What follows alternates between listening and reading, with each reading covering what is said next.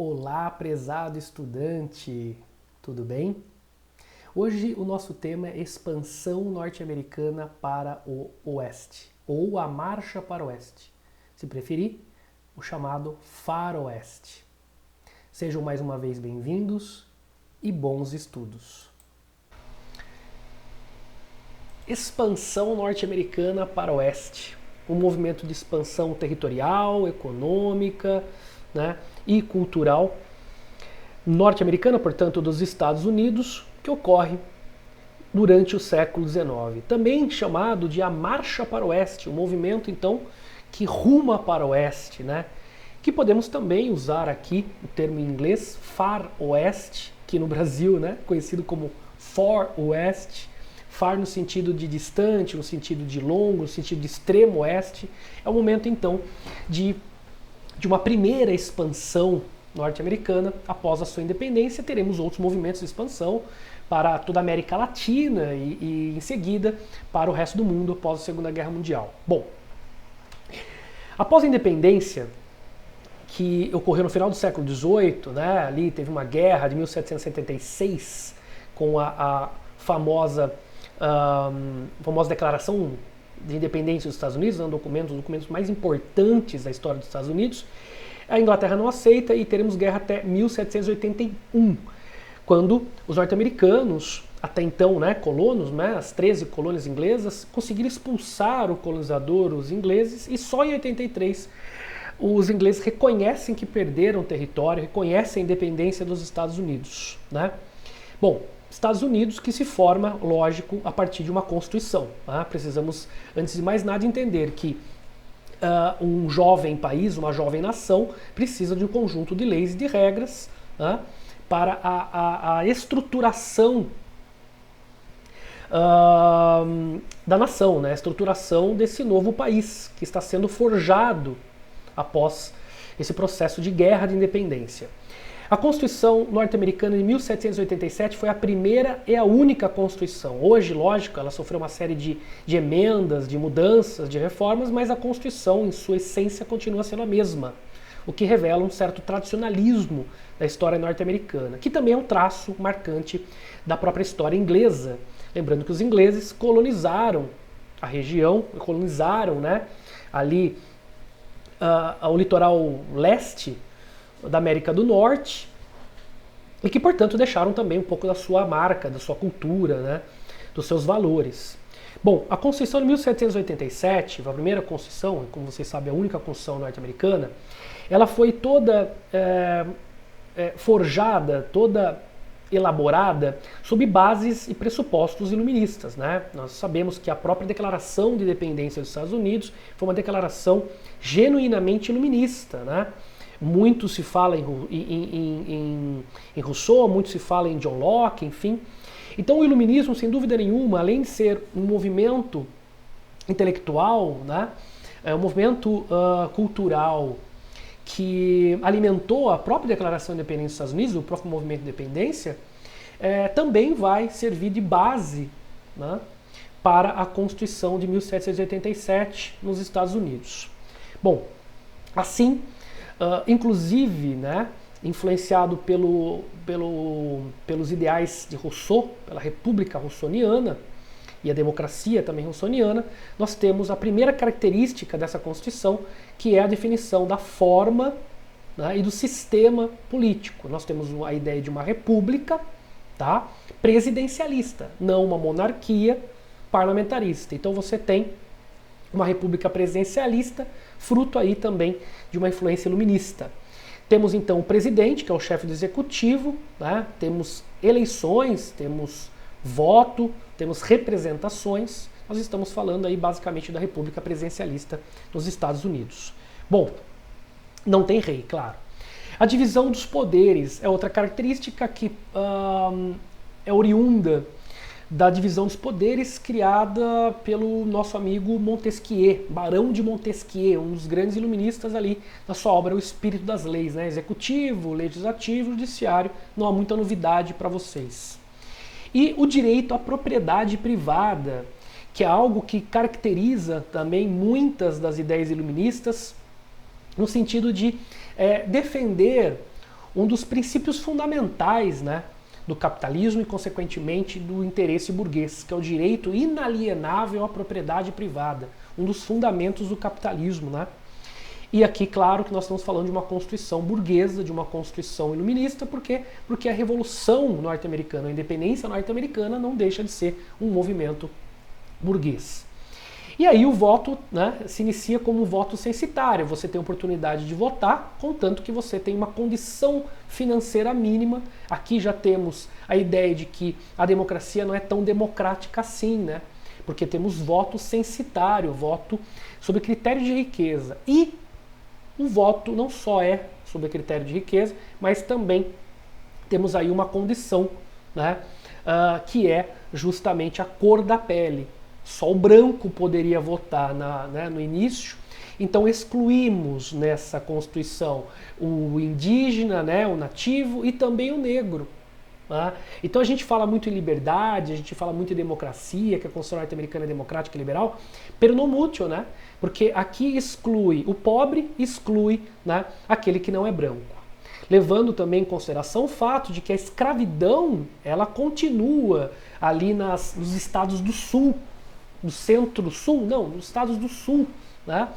O que também gera uma grande contradição, um grande paradoxo, né? Falar em liberdade e ainda mantendo a mão de obra escrava. Então, liberal, pero no mucho, né? Pero no mucho. Bom, essa Constituição é uma Constituição que se baseia em duas tendências políticas, né? Se estrutura sob duas tendências políticas, né? A primeira é a tendência republicana. Essa tendência mostrada republicana mais tarde daria origem ao Partido Democrata. Eu sei que confunde, né? A gente fala republicano e depois fala de Partido Democrata, né? Devia ser tendência republicana e o Partido Republicano, né? Mas é o contrário. Daria origem mais tarde ao Partido Democrata, que é um partido poderoso, forte, até hoje nos Estados Unidos, e que disputa sempre as eleições tete a tete com o Partido Republicano. E essa tendência republicana é uma tendência que defende mais autonomia política dos estados. O que significa que essa tendência ela defende mais liberdade dos estados, mais independência dos estados, que é um projeto, né, de uma Constituição federativa ou federalista, onde temos várias federações, ou seja, vários estados. Esses estados possuem as suas próprias constituições, portanto possuem as suas, né, de certa maneira, as suas características próprias, ou seja, possuem uma certa autonomia ali no campo político, administrativo, enfim. Mas juntos esses estados formam então a União. Então a União se forma a partir da conjugação, da união de fato desses estados, que é uma república federativa dos Estados Unidos da América, que nós iremos comentar. Então, esses caras brigam por mais autonomia dos estados, que juntos formam, então, a União, a nação. Bom, os federalistas, a tendência federalista, na verdade, que vai dar origem ao Partido Republicano mais tarde, pensa ao contrário. Pensa que a nação norte-americana, essa Constituição, deveria promover uma maior centralização dos poderes em uma entidade, ou seja, em uma das federações dentro dos Estados Unidos, a ideia de centralizar o poder mais, eliminando, diminuindo a autonomia dos estados. Tá? Então o poder central, né, seria mais valioso e mais importante do que os poderes estaduais, os poderes, então, das federações. Então nós temos aí duas tendências, uma que quer mais autonomia dos estados e a outra, moçada, que defende menos autonomia dos estados e um poder do presidente, portanto, né, eleito, um poder maior do presidente em resolver as questões de toda a nação. É de fato uma relação tanto quanto conflituosa, mas que vai dar origem aos Estados Unidos da América, que é justamente o que nós conhecemos hoje, né? Uma república federativa, porque nós estamos falando, moçada, que a Constituição defende essa forma política, né? A república, Federativa, porque nós temos várias federações, os estados, né?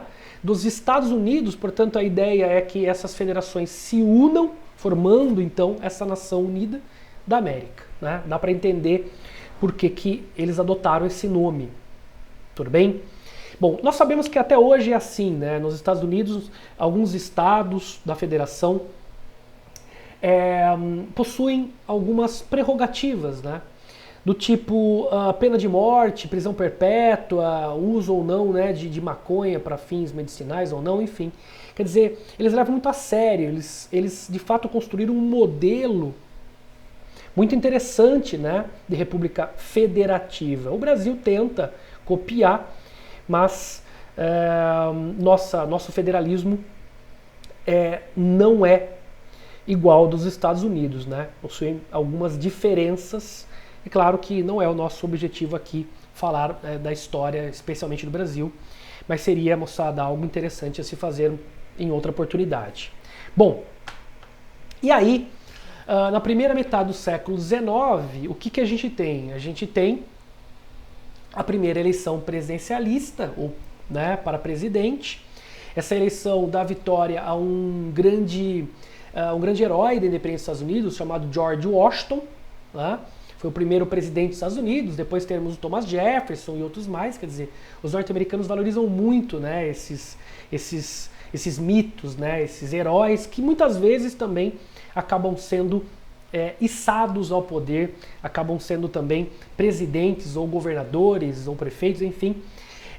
Até hoje a gente vê, né, temos o Arnold Schwarzenegger, né, não sei se você lembra dele, mas ele foi governador da Califórnia e outros mais que saíram aí do cinema e foram para a política, né? Eles gostam disso, eles valorizam isso, né? E a gente brinca, né? Porque o Arnold Schwarzenegger, se foi o exterminador do futuro, talvez ele possa exterminar os problemas do presente, né? Bom, brincadeira à parte, vamos lá. Após então a estruturação da Constituição, a definição, mostrar dos caminhos dessa nova nação, o próximo passo é promover o desenvolvimento, né? O desenvolvimento econômico dos Estados Unidos. O governo é burguês, os princípios são iluministas, são burgueses, então o caminho, de fato, é o desenvolvimento do capitalismo, né? O crescimento econômico acontece já no começo do século XIX, é um crescimento comercial, é um crescimento industrial, né? Os norte-americanos, no primeiro momento, investem aí em manufatura e depois com a própria industrialização, com o advento de máquinas, com técnicas mais avançadas de produção, acelerando o processo produtivo e gerando também lucros, né? Os Estados Unidos entram na segunda revolução industrial, né? Quem faz a primeira é só a Inglaterra, assim como outras nações da Europa, eles entram na segunda revolução industrial. E também temos aí um avanço também no setor financeiro, sistema bancário, que alavanca a economia norte-americana, sem a menor dúvida, de maneira muito rápida e acelerada. Bom, este crescimento econômico associado ao fato de que nos Estados Unidos nós temos uma liberdade de expressão, nós temos uma esperança de uma nação jovem, né, nova, de um futuro todo, né, pela frente. Isso acaba atraindo muita gente, né, atraindo muitos imigrantes, especialmente imigrantes europeus, que na Europa, como vocês sabem, viviam guerras de unificação, guerras fronteiriças, caso da Itália e da Alemanha, né? E também, consequentemente, a gente sabe, isso gerava uma série de problemas sociais e econômicos, fome, pobreza, miséria e desemprego, né? O desemprego tem também a sua explicação com o desenvolvimento da indústria, né? A indústria não consegue absorver todos os trabalhadores, então há uma grande demanda por trabalho, mas não há na mesma medida oferta de trabalho, então a indústria ou a industrialização também acaba gerando estes problemas sociais e um deles, claro, é o desemprego. Fome e desesperança temos na Europa, em vários países europeus. Então a América passa a ser absolutamente atraente, né? Porque, diferentemente do que acontecia na Europa, não vivia guerra, né? Diferentemente do que acontecia na Europa, né, o desenvolvimento era um desenvolvimento esperançoso. Afinal, é um país jovem, é um país a se formar, a se criar, né, ainda sem os vícios e as tradições da Europa. Então, a esperança de fazer a América, né, de construir o seu próprio futuro, né, num país jovem, um país que incentiva, né, empreendedorismo, que incentiva a moçada, novidades e principalmente, né, num país que está disposto a investir num crescimento e na prosperidade, no desenvolvimento, é extremamente atraente. Né? Então teremos muitos europeus, né, atravessando o Oceano Atlântico para fazer a América, né, para um lugar de grandes esperanças, de grandes novidades, de grandes, moçada, né, conquistas.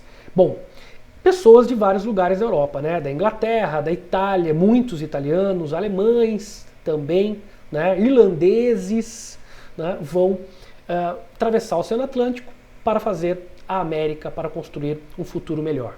Bom, esta onda de imigração vai gerar, entre outras coisas, um grande crescimento demográfico, né, um boom demográfico. Se não me falha a memória, no começo do século XIX, a população norte-americana chegava a aproximadamente 3,5 milhões de habitantes, né? Ou seja, não era uma população muito grande. Porém, havia um limite territorial da recém-formada nação norte-americana, né?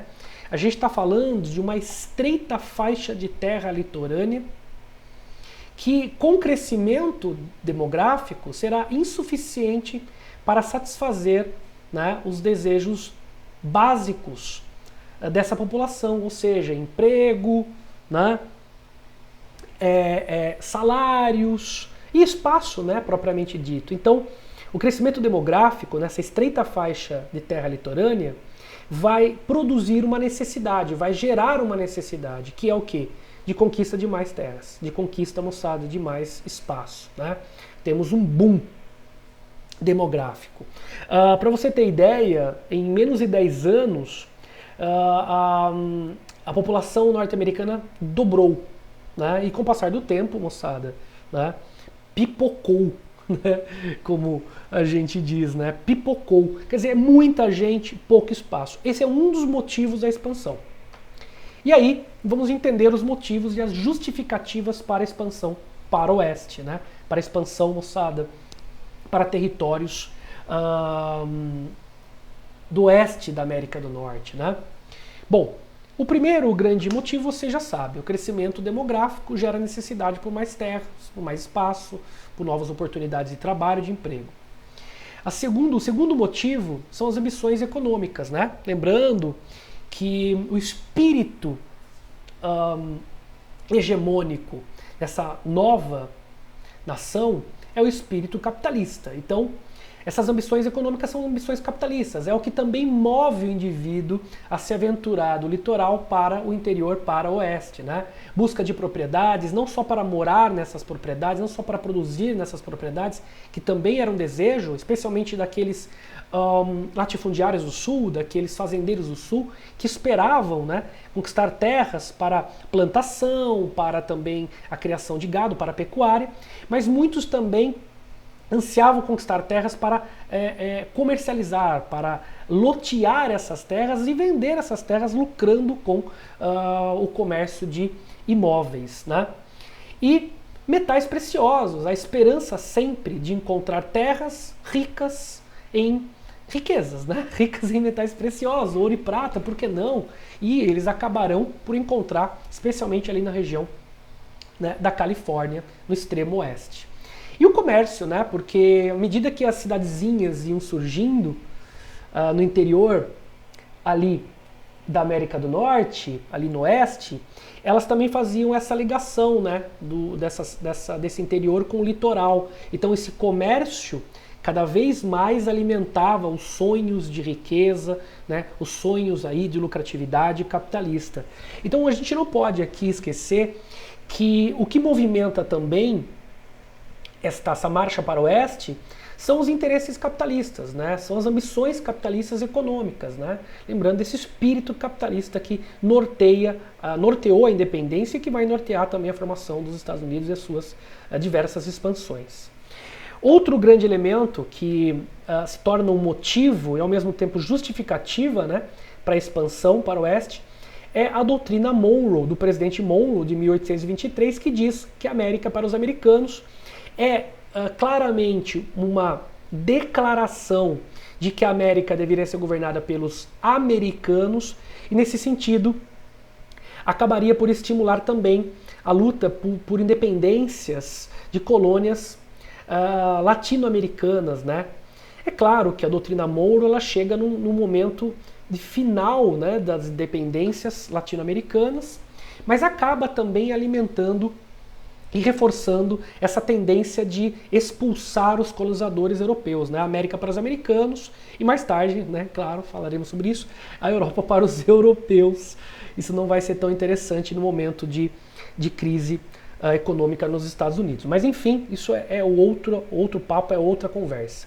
Bom, no primeiro momento, parecia que os norte-americanos estavam ali a conduzir uma luta conjunta contra os colonizadores europeus, né? A América para os americanos, então aqui não deveremos mais aceitar os europeus. Porém, a longo prazo sabemos que, não, a médio e longo prazo, né? Sabemos que a América para os americanos deveria ser uma América para os norte-americanos. Em outras palavras, o sonho desses norte-americanos era dominar a América, que a América fosse para eles, né? Porque é incrível como eles se apropriaram da palavra, né, América, e principalmente, né, hoje eles se autodenominam americanos como se os demais não fossem, né? Como se nós brasileiros não fôssemos também americanos. Então aqui já fica claro o interesse imperialista dos Estados Unidos, no primeiro momento América para os americanos, e depois que os europeus saírem, a América deve servir aos desejos e ambições dos Estados Unidos ou dos ditos americanos. É um projeto imperialista. Bom, a doutrina Monroe também então acaba por estimular a conquista de territórios a oeste por um motivo simples. Muitas terras a oeste não só eram terras indígenas, mas eram terras também de domínio europeu, né? A Inglaterra dominava o Oregon, ou era, né? O território era da Inglaterra, muito embora a Inglaterra tivesse muitas dificuldades para colonizar de fato o Oregon no extremo oeste da América do Norte. Temos também a Louisiana, que era um território que foi conquistado pelos franceses que ajudaram na independência dos Estados Unidos. Então, não estamos aqui falando que a doutrina Monroe é somente uma doutrina de defesa dos interesses imperialistas norte-americanos, mas é também uma doutrina especialmente de expulsão de toda e qualquer presença europeia na América, inclusive a presença europeia ali, né, nos territórios ambicionados pelos norte-americanos, os territórios a oeste. Bom, e eu acho que o mais importante aqui é justamente o Destino Manifesto, que é essa doutrina, né, do Destino Manifesto, que é uma das grandes justificativas para a expansão. É uma justificativa de cunho religioso, de característica fundamentalmente religiosa, mas que vai impulsionar muitos norte-americanos, ou vai estimular muitos norte-americanos a se aventurarem, né, a saírem do litoral, se aventurarem, né, ali no desconhecido oeste. O que dizia o Destino Manifesto? Primeiro dizia que os puritanos, os norte-americanos, né, eles eram destinados por Deus, ou seja, foram escolhidos por Deus para conquistar todas as terras entre o Atlântico e o Pacífico. Nesse sentido, a gente consegue perceber que eles se acham especiais, né? Eles se enxergam como escolhidos por Deus, o que significa que os outros não foram escolhidos por Deus, né? Foram escolhidos por Deus. Poucos povos, né, defendem essa tese de que foram escolhidos por Deus e que, portanto, devem cumprir com um destino que não é um destino que eles criaram, mas um destino que foi criado por Deus, que foi dado a eles por Deus. Né? Então eles têm esse direito divino de conquistar todas as terras entre o Atlântico e o Pacífico. Se a gente for pensar ali na América do Norte, a ideia então é conquistar o litoral do Pacífico e ao mesmo tempo ter o domínio do litoral do Atlântico. Se a gente for pensar de maneira, digamos, mais ampla, é uma ideia de conquistar toda a América, né? Porque se eu vou conquistar todos os territórios entre Atlântico e Pacífico, vamos incluir Brasil, vamos incluir América Central, Caribe, vamos incluir, moçada, América do Sul, quer dizer, se a gente for pensar, isso é um projeto também, né, imperialista, é um projeto de dominar toda a América, né? E por que isso? Porque destinados por Deus a conquistar todos os territórios entre o Atlântico e o Pacífico, esses caras também tinham o dever, segundo essa teoria religiosa, né, essa teoria do puritanismo, essa teoria protestante norte-americana, de que deveriam, assim que começassem sua expansão, suas conquistas, levar o progresso, levar a civilização, a civilidade, levar a palavra de Deus, ou seja, a palavra verdadeira do único, né, Deus, que é Cristo, para os rústicos, primitivos, atrasados, né, selvagens, para os, tá errado aqui, né, selvagens, né, que na verdade aqui a gente pode até denominar os ditos índios, né, os nativos ali da América do Norte, e os ditos primitivos, que não só seriam estes índios, mas seriam também, por exemplo, os próprios mexicanos, né? Seriam também os próprios mexicanos. Isso acaba sendo uma grande justificativa, acaba sendo um grande pretexto usado pelos norte-americanos para conquistar os territórios a oeste. Ou seja, eles não estão somente a conquistar territórios pelos seus objetivos próprios, eles estão também numa missão civilizadora, numa missão filantrópica, numa missão, então, portanto, de ajuda, né? Porque eles vão levar o progresso, vão levar o desenvolvimento. Então, aqueles que estavam no caminho desse progresso e desenvolvimento deveriam justamente agradecer, né? Falar, olha que legal, os caras estão trazendo progresso, trazendo desenvolvimento. Quando, na verdade, galera, o que os caras estão fazendo é não só levando o seu progresso, mas tomando terras, né, destruindo culturas, né, impondo o seu modo de vida como sendo o único modo de vida, como sendo um modo de vida verdadeiro, único e o melhor modo de vida, né? Aí nós temos não só um etnocentrismo norte-americano, né, essa coisa de que eles se acham melhores, mas aí nós temos também, galera, definitivamente um grande preconceito, né? Um grande racismo, que é não enxergar as outras culturas como sendo importantes e valiosas, né? Então, é uma visão extremamente preconceituosa, uma visão racista, impregnada de valores etnocêntricos desses, né, brancos norte-americanos. Bom, isso também vai acontecer na Europa, né? Nós sabemos que na Europa o Destino Manifesto tem outro nome, né? É chamado de O Fardo do Homem Branco. O Fardo do Homem Branco. Que é a mesma coisa, né? Os norte-americanos vão falar que são destinados por Deus e os brancos europeus vão falar que vão ser destinados por Deus para levar o progresso e o desenvolvimento, né, aos povos africanos e asiáticos. Quer dizer, a ideia e o princípio é o mesmo, impregnado de racismo, impregnado de preconceitos. Bom, estas são as razões e os motivos e as justificativas que impulsionaram o processo de expansão para o oeste. E aí, uma tela, uma pintura do John Guest, de 1872, Progresso Americano, que ilustra muito bem o projeto do Destino Manifesto, né? A doutrina do Destino Manifesto.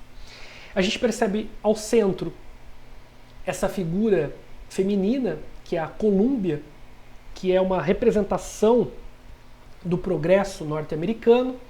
Ela carrega na sua mão esquerda justamente os fios do telégrafo, e vocês sabem que o telégrafo é um dos símbolos desse progresso, né? Fruto de avanços tecnológicos, fruto de avanços científicos. Percebam que o fio ele sai do ocidente, ou melhor dizendo, do leste, para oeste. Né? Então a ideia do progresso sendo, né, levado para os povos primitivos, para os povos selvagens. Também conseguimos notar aqui ao fundo as ferrovias, né, principalmente os trens, né, a locomotiva a vapor, que também são símbolos de progresso e desenvolvimento. A gente percebe aqui na parte inferior da tela os camponeses brancos rumando para o oeste no processo de colonização, né, para plantar, para cultivar, para criar gado, para pecuária. As carroças também carregando os primeiros, os pioneiros, os aventureiros para o oeste. E a gente, galera, consegue perceber os índios afugentados, os índios acuados, fugindo cada vez mais para o extremo oeste, perdendo as suas terras, perdendo as suas propriedades.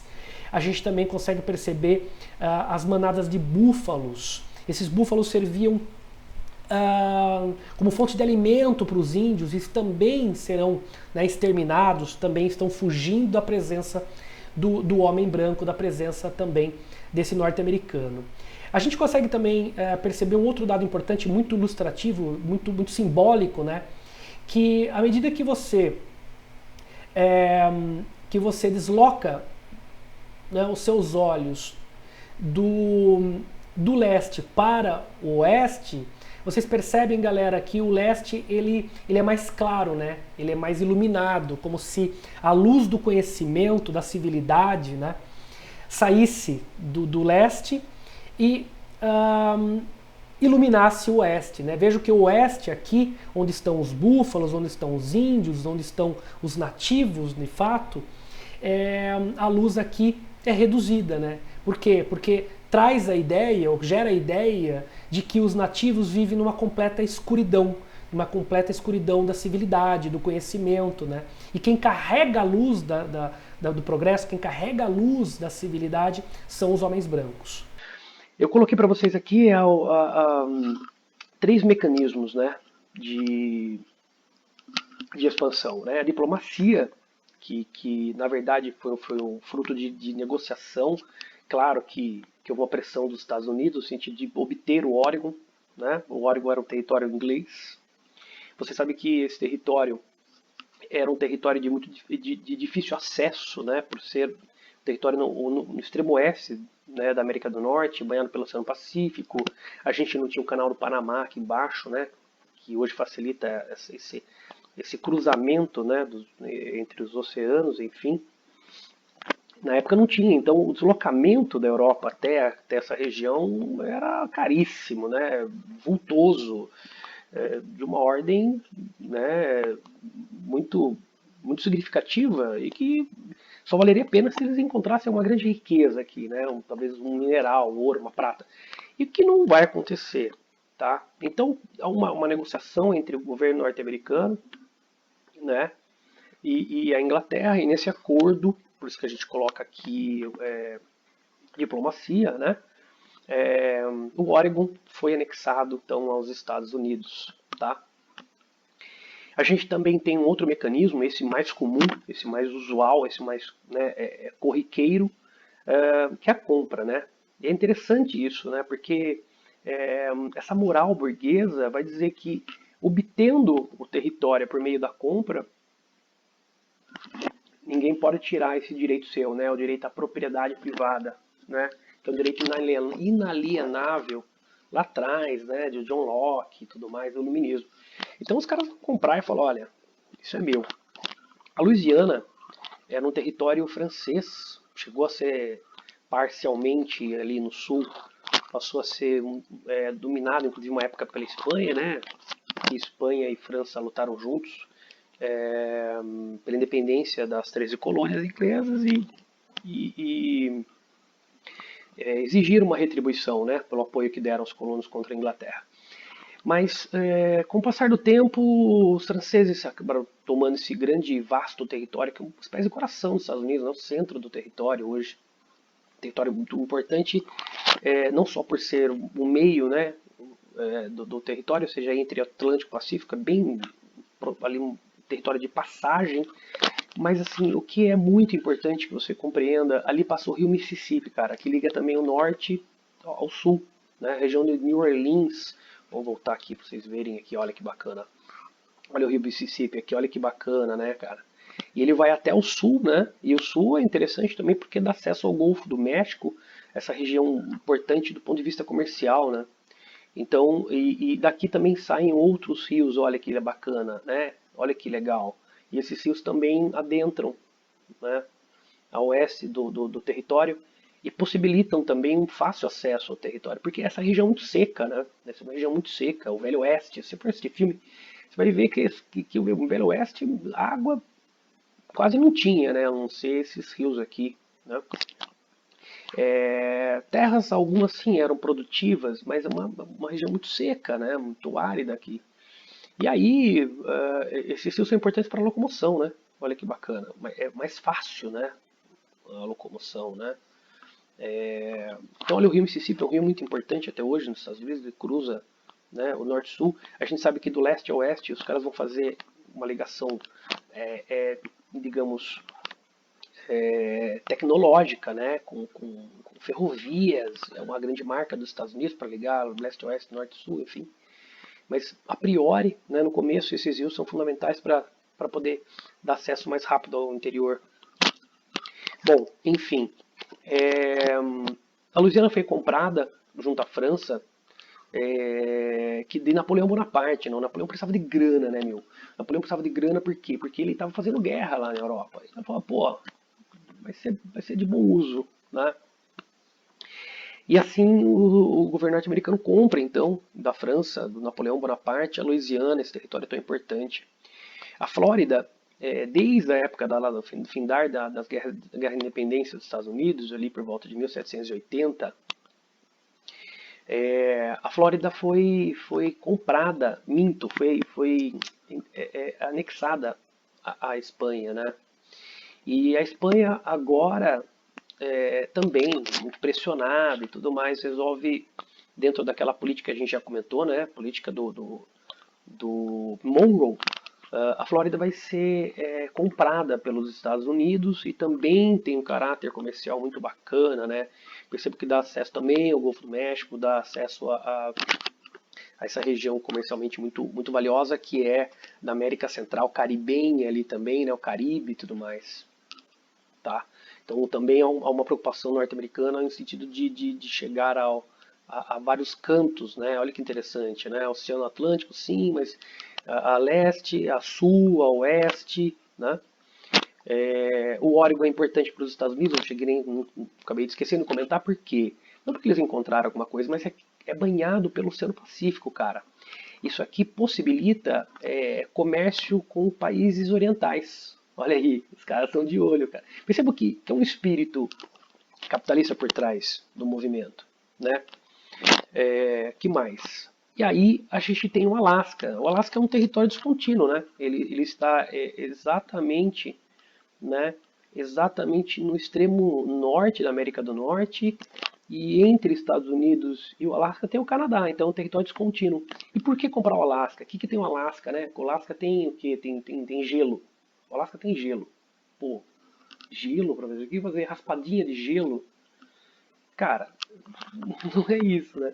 O Alasca não tem, pelo menos até aquela época, ele não tinha, né, validade é, econômica de, digamos, como posso dizer, de extrativismo, né? Tá? Não tinha nenhuma atividade ali que fosse rentável a priori. A gente sabe que hoje tem petróleo e tudo mais, mas na época não, né? Os caras não vão fazer ali uma indústria de raspadinha de gelo, tá? Mesmo porque também ninguém ia comprar. Mas assim, dá acesso aonde? Dá acesso também justamente a, ao comércio oriental, dá acesso ao Oriente, cara. Isso aí é fundamental para os Estados Unidos. Os caras estão preocupados, na verdade, em acessar todos os cantos do mundo, né? Então a Alasca é comprada junto à Rússia, também fundamental. A Rússia está aqui, beleza? E a terceira, que eu acho que é o mais importante para a gente, cara. Vamos pensar bem aí. O terceiro mecanismo, na verdade, é a guerra, né? Os norte-americanos, eles usam muito dessa questão da legitimação da compra, né, pelo espírito capitalista, e também na guerra, né, porque se não dá aqui, meu irmão, porrada, porrada, e aí que vence mais forte. Por isso que há uma história, né, de militarismo nos Estados Unidos, há uma história de guerra, e os caras até hoje se constroem como nação imperialista a partir de forças armadas, né, através da força militar. E não foi diferente aqui, não foi diferente aqui. Nós temos dois casos clássicos, né, de obtenção de territórios, vastíssimos territórios em função da guerra, que se for pensar a maior parte, que é o México, né? O México, na época, era muito maior do que é hoje, né? 50% maior. É muita coisa. Essa regiãozinha do Texas aqui, aliás, uma baita região, não? E essa daqui, que é da Califórnia, essas duas vastas regiões aqui eram no México. Olha aqui, ó, comprado do México, anexado, né, também do México. E aqui resultado de guerra, ó, fundamental. A Califórnia, principalmente a Califórnia, resultado de guerra. Então esses territórios aqui, que são gigantescos, né, que é praticamente todo o sul dos Estados Unidos, né, com exceção da região aqui na New Orleans, que inclusive teve presença francesa durante muito tempo, ou Nova Orleans. Era mexicano. Os norte-americanos começaram a ocupar essas áreas, né, por conta do processo de expansão. Né, houve uma ocupação norte-americana, muito embora o território fosse mexicano. O preço das terras também o preço era muito baixo em relação às terras dos Estados Unidos, era coisa de centavos de dólar, acre, enfim. Os caras foram ocupando, né? E em determinado momento eles vão exigir que o território seja um território norte-americano e não mexicano. Os mexicanos não aceitam, especialmente porque aqui os caras usam a mão de obra é, escravista, né? Muitos escravos, e o México já tinha abolido a escravidão há um bom tempo. Então há uma incompatibilidade aqui, né? Não só em relação ao uso de mão de obra, né? Da ideia de liberdade e de escravidão, mas os caras vão ocupando terra e chega uma hora e fala, é nós, né? Como você diz, é nós. E aí, em socorro aos norte-americanos, aos seus cidadãos, digamos assim, o governo declara guerra ao México, o México declara guerra aos Estados Unidos também, porque quer expulsar os caras não saem. E aí o bicho pega, meu irmão. O bicho pega, guerra, e você sabe que os caras são bons nisso. O México vai lutar com taco, vai lutar com pimenta, né, meu? Vai lutar com o que tem na mão, né? Com, não sei, cactus. Os norte-americanos jogam lá, Big Mac, Coca-Cola pra tudo que é lado. O bicho pega. E aí você sabe, os norte-americanos acabam ganhando a guerra, né? E forçam um acordo, um tratado humilhante, vexatório, na verdade, para a história do México, além dos problemas que se darão a efeito disso, né? Grande parte do território aqui foi conquistado através de porrada e guerra, e o que não foi forçado, né? Foi forçado. O México teve que vender meio que forçadamente, sob ameaça. Né? Então, 50% do território mexicano foi dominado. Olha que coisa absurda. 50%, cara. O México poderia ser um país muito maior hoje se não fosse isso aqui. E olha que engraçado, né? Hoje os caras constroem um muro aqui, ó, né? Pra não entrar um mexicano, cara. Só que o território era mexicano. Que coisa, não? Tem um presidente mexicano mais tarde, do século XX, ali por volta da década de 40, 50, Lázaro Cárdenas. Eu gosto muito de uma frase dele que resume a situação no México. Ele diz o seguinte: pobre México, né? Tão longe de Deus e tão próximo dos Estados Unidos, cara. Olha que coisa. É bem isso. Perderam muita coisa aqui.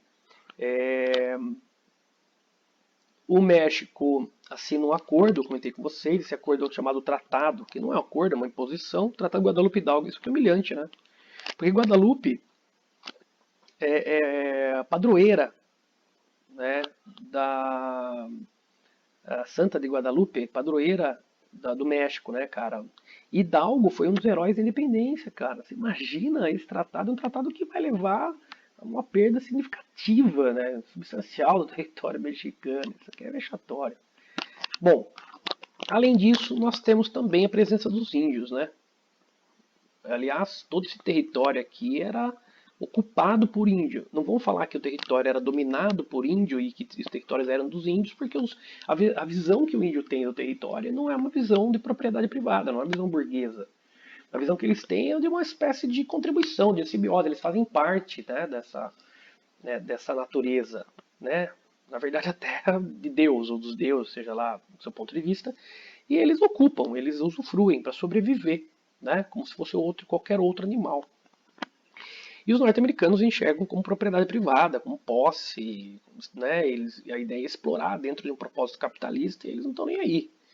Aqui, essa imagem é interessante porque você consegue observar, né, quantas tribos, quantos povos indígenas habitavam essa região e que esses povos são vistos como verdadeiros selvagens, né, pelos brancos, né, provenientes do leste, os anglo-saxões, né, sua origem inglesa, né, os brancos, anglo-saxões e puritanos, né, que fundaram os Estados Unidos, aquela coisa toda, e os caras não vão respeitar nada. Se tem no meio do caminho é o seguinte, ou você assimila a cultura branca, ou seja, você sofre um processo de aculturação e entende a cultura branca e vira um branco culturalmente, mas entenda que virar branco culturalmente não é virar branco fisicamente, né? E nem historicamente, quer dizer, eles vão sofrendo muito preconceito, enfim, aqueles que foram assimilados, né? Ou que assimilaram a cultura branca. Agora, aqueles que não assimilaram a cultura branca vão morrer. Porque é simples, né? Nós queremos esses territórios e esses territórios, né, hoje são culpados por vocês. Então, e os caras vão matando ou empurrando, tá, esses índios, né, para cada vez mais o oeste. Né?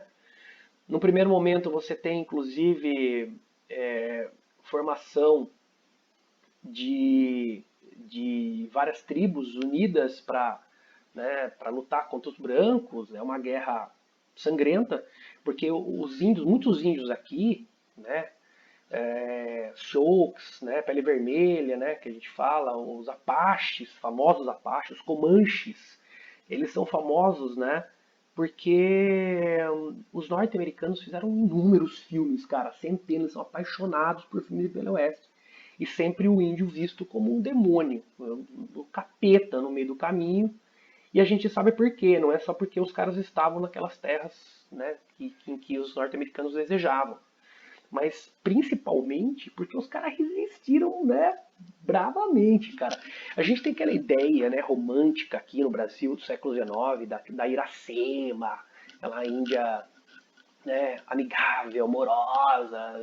Para com isso, mano, para com isso. Aqui o bicho pega, os caras não estão só ocupando as terras, mas estão matando as famílias indígenas, destruindo a sua cultura, né, devastando as regiões, né, essa coisa de que não importa a natureza, o que importa é meu lucro, não há uma preocupação ecológica, diferentemente dos índios. E os caras vão arrebentar tudo. Né? Os índios vão resistir bravamente, cara. Os índios aqui, grande parte dessas tribos, eram tribos de guerreiros, né? Os caras faziam guerras internas, mas não com esse propósito, né? De dominar propriedades, de enriquecer, né? Mas por outros motivos culturais, né? Enfim. Aí a resistência foi grande. Eles eram ótimos guerreiros, né? Nós temos casos de guerreiros indígenas que, meu, uma habilidade enorme, inclusive, né, cavalgando, cavalgando quilômetros com cavalos, os caras conseguiam atirar flechas, né,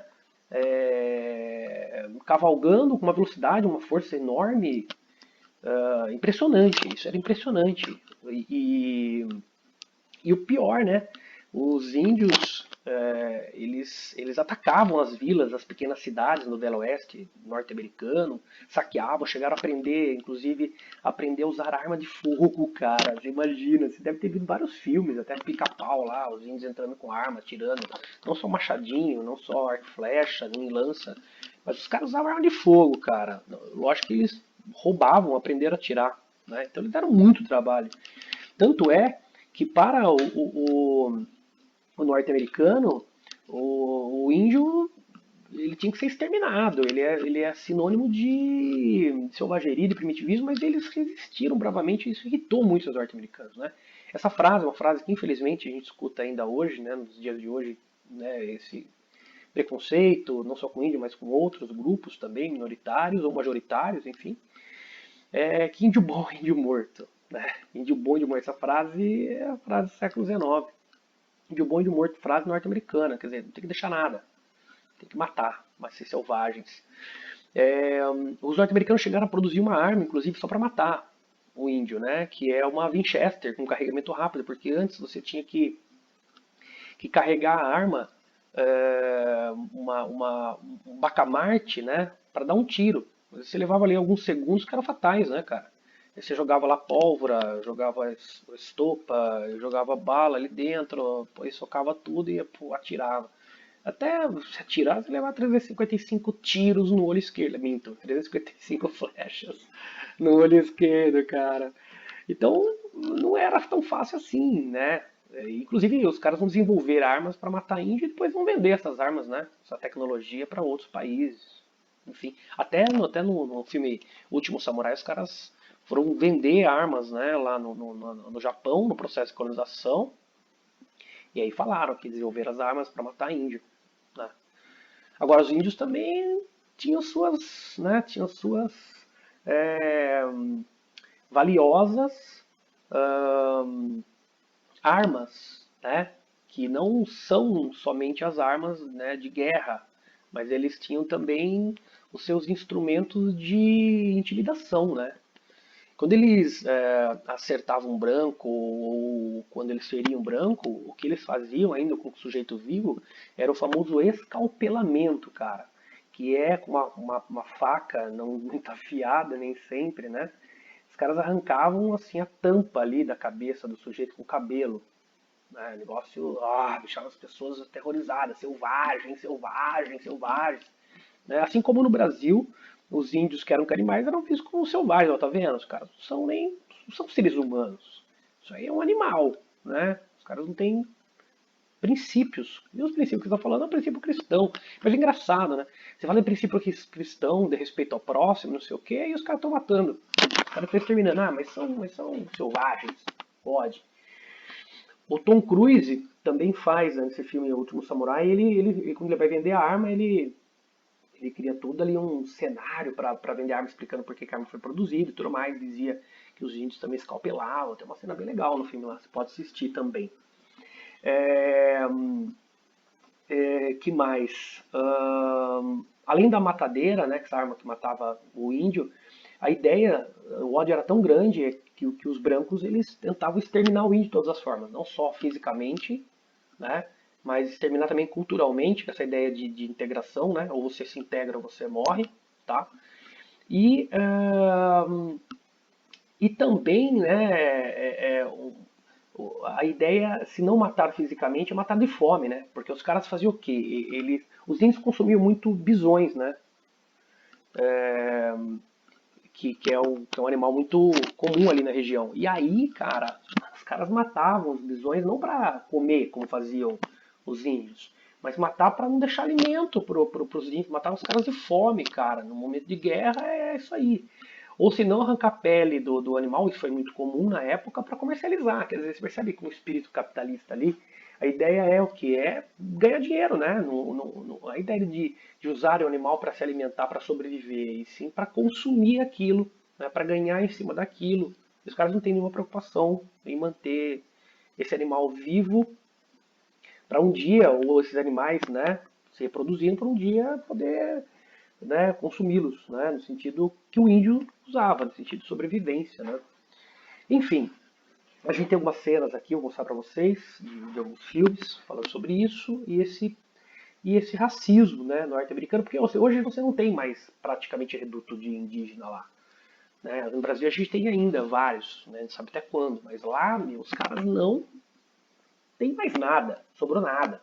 Exterminaram os índios, ou os índios foram integrados, e hoje são bucho de canhão em guerra, sofrem preconceito e racismo, assim como outros também negros, a gente sabe também o que acontece. Latinos também sofrem preconceito nos Estados Unidos, não que aqui seja muito diferente em relação a outros grupos também.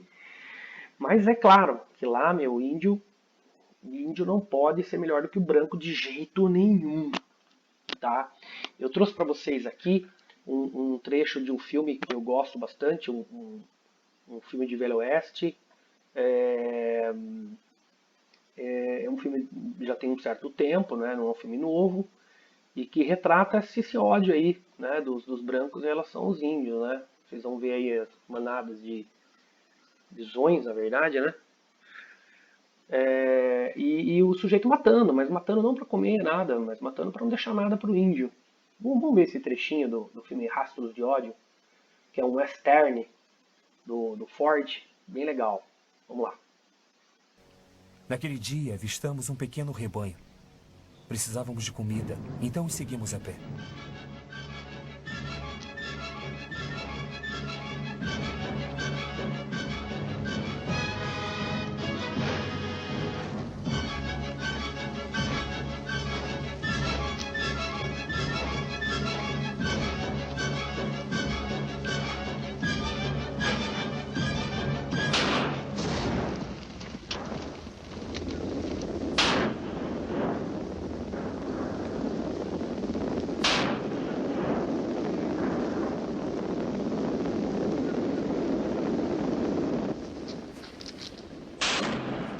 Isso não faz sentido! Fome, estômagos vazios, foi por isso que eu atirei. Para com isso, vai!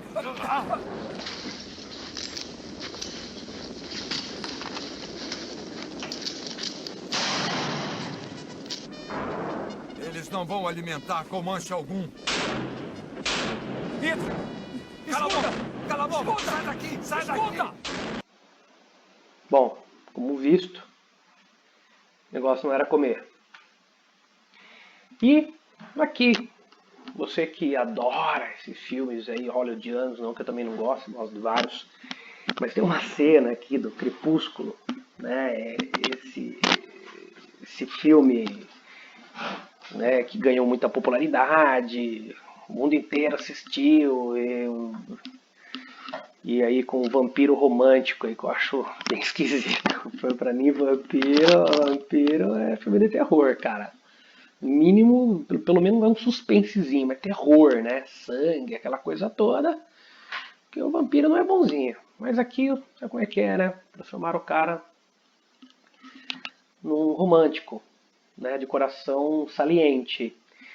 Eu trouxe uma cena pra vocês aqui que prova mais uma vez, ou que realça mais uma vez, que o índio, bom é o índio morto ou o índio sozinho e chorando. Não tem que ter vantagem em nada, né? O índio sempre deixado segundo plano. Vocês devem ter assistido o filme, né? A gente tem o ator principal que é o vampiro romântico, tem uma menina no meio, tem uma espécie de triângulo amoroso, tem o Jacob, que é um índio, né? E ele é rejeitado a todo momento pela menina protagonista do filme, né? Então, é isso, ele não vai ter nunca. Ele pode ter um dia um contato que dê um beijo nela, não sei o quê, mas nada de mais significativo. No final das contas, ela vai ficar com quem, né? Vai ficar com aquela lombriga anêmica. Vai ficar com aquela lombriga anêmica. Não vejo nada, mas enfim, né? O Jacob é um índio e isso aí é o grande problema. O outro é um branquinho. Aliás, branco não, é pálido, né? Por que não pega o índio, né, cara? Fica com o índio. Pega o índio, pega o lobão, pega o lobão. Não, vai ficar com aquele vampiro lá esquisito que até nem sabe se vai ou não vai, né, morder a menina. Enfim. Acho bem estranho. Mas vamos lá, vamos ver essa cena aí, vocês vão perceber que o sujeito sempre fica na mão, sempre fica em segundo plano. Jake.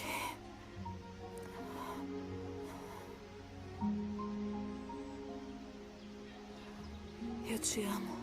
Pô, peraí, ama? Então, por favor. 」 . 」 . 」 . 」 . 」 . 」 . 」 . 」 . 」 . 」 . 」 . 」 . 」 . 」 . 」 . 」 . 」 . 」 . 」 . 」 . 」 . 」 . 」 . 」 . 」 。 . 」 . 」 . 」 . 」 .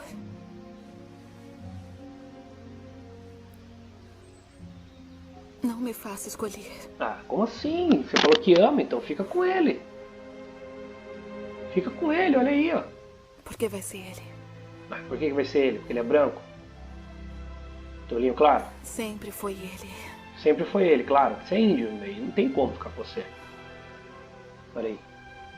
O que é isso aí? O que você acha que é isso aí? Ah, que isso, cara.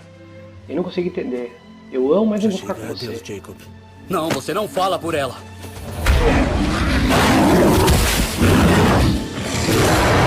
Olha o lobão. Saia daqui. Pega o lobão. Olha aí. Ô louco. Pega o lobão. Ué, por que eu não pego o lobão? Brincadeira, viu?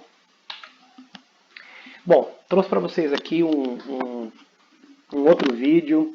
Procurei bastante, tem vários vídeos, mas sim, o legal seria se você lesse essa carta. Essa carta é maravilhosa, cara. Essa carta é maravilhosa. É uma carta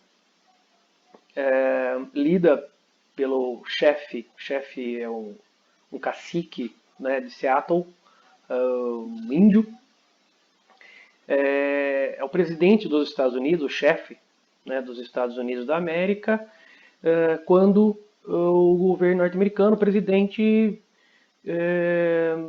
quis comprar a terra do índio. E aí o cacique, falou o seguinte, cara: a gente enxerga a terra não como propriedade, né? Aquela questão da simbiose, aquela questão da harmonia, aquela questão do respeito, né? Em relação à natureza e tudo mais, que o branco não tem, né? O branco devasta, destrói. E é demais, essa carta é linda, cara. E ela é super atual, né? Fala de ecologia, fala de preocupação né, com o mundo. Né? E o branco não entende isso. É sensacional. Eu trouxe para vocês aqui, depois eu mando para vocês o texto inteiro, eu trouxe para vocês aqui o Caetano Veloso e a sua irmã falando um pouco sobre essa carta e como ela é emocionante, como ela é atual. Vale a pena, cara, você prestar um pouco de atenção, senão você lê em casa, depois com tranquilidade.